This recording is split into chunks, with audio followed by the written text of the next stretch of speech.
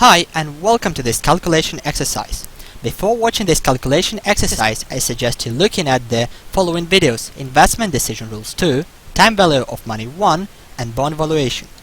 Please pause the video and press play when you have read the exercise to continue.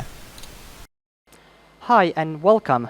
My name is Jan and today we're going to solve the bond strategy exercise. So let's start.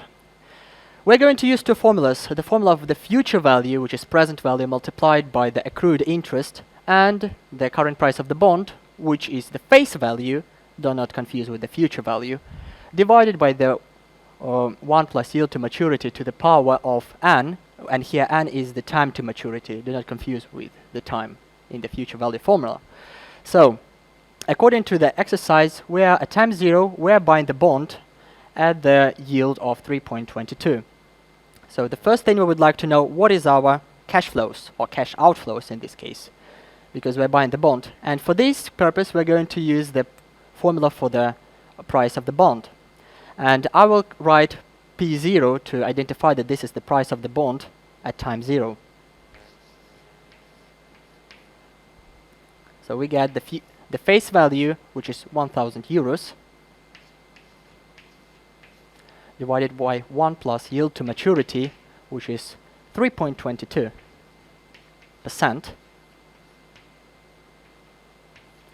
times to the time left to the maturity, which is 5 years, because the bond matures in 5 years.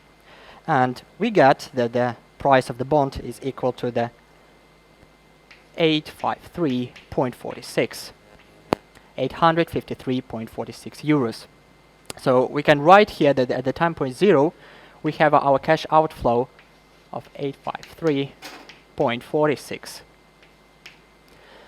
Then we waited for one year, and at the year of time period 1, we sold our bond and bought a new one. So we would like to know the price of the bond at the at the end of the year 1. And again, we're going to use the formula for identifying the bond price, and here instead I will write the P1. Again, we're using the face value of 1,000, and instead, from the previous example, we're going to use the new rate or new yield to maturity of 6.29%.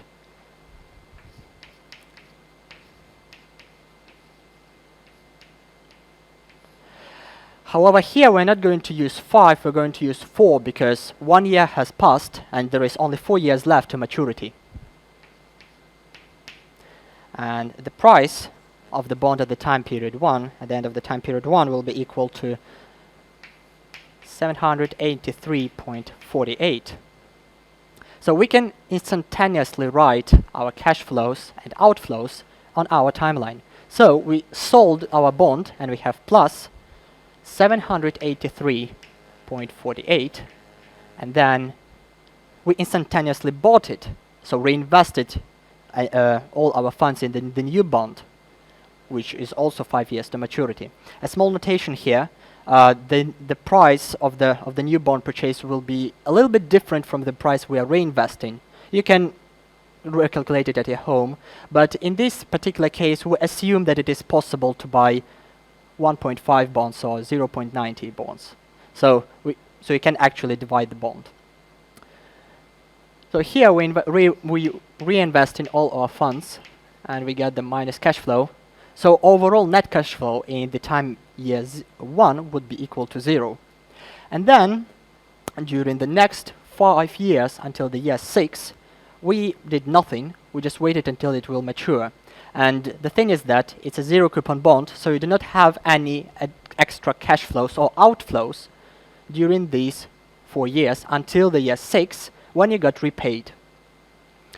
So, as I said, the prices would be different. This is why we're going to use the future value in here, in this case, to find the total payback at the end of the 6th year. So our future value would be equal to our present value, which is 783.48, because this is our initial investment. This is how much funds we invested, multiplied by 1 plus And here, which rate we're going to use? We're going to use the new rate 2, which is 6.29%.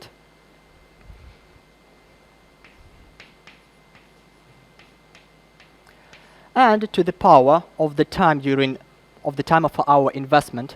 In this case, it would be time from year 1 to year 6. So actually, it's 5 years. 6 minus 1. And we get that the future value at year 6 would be equal to 1062.9. So here we get the cash inflow of 1062.9. So the question we have is to find the internal rate of return of our investment. And internal rate of return of our investment, it's just a special rate which makes our NPV equal to 0. And what is our NPV? Is the sum of all our cash inflows minus cash outflows. So here is our investment, 853.46. Here, however, we have the net cash flow of 0. So we can actually treat the year 1 as any other year. 1, 2, 3, 4, and 5, where our cash flows were 0. And then at the end of the year 6, we have our payback of 1062.9. So instead of using the internal rate of return formula, you can actually calculate the overall return over the 6 years and then divide it and get your internal rate of return, and it would be equivalent. So what we're going to do, we're going to take 162.9 to find our return. Let's call it like big R. We take 1062.9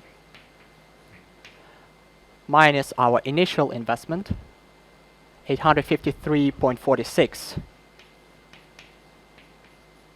and divide on our initial investment of 853.6.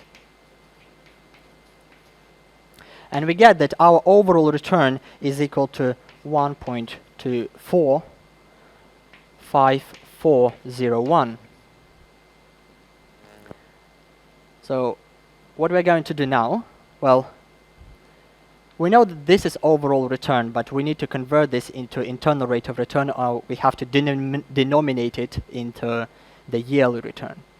So we know from the formula that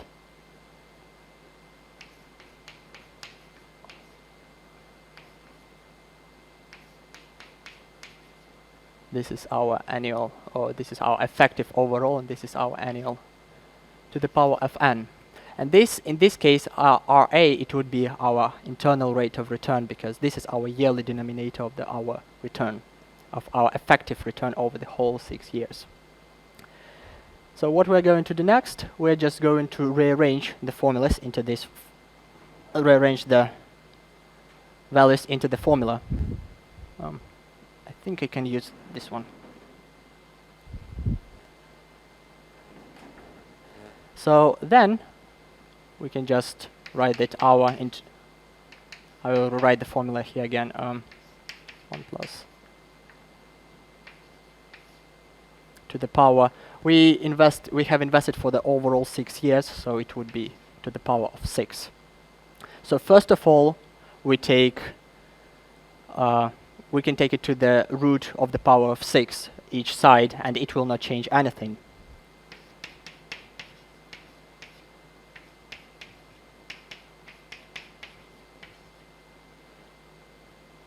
Then we can add 1 from each side, and then we get that our internal rate of return is 1 divided over 6 minus 1.